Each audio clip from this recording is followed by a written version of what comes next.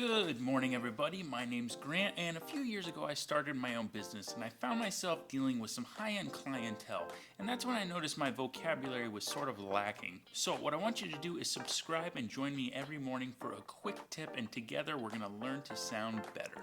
Let's get started. So for today's word, personally, this is a word I've heard before hundreds, if not millions of times, but I've never been quite comfortable enough to place it in a sentence myself. So I'm going to address that today, and that word is wherewithal. Wherewithal. The literal definition of wherewithal is the means or supplies to do something, to carry out a task. So when you break down the word wherewithal into a few parts, you basically have where someone is with all. That is, with all that is necessary to carry it out. Wherewithal.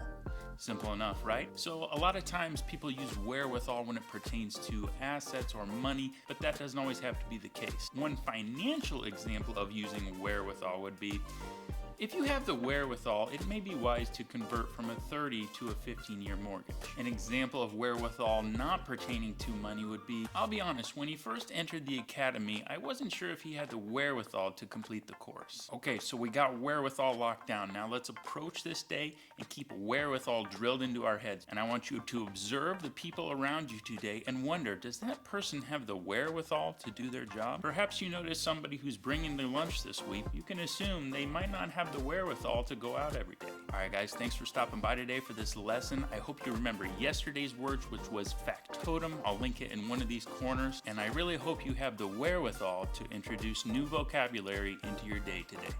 Thanks for stopping by.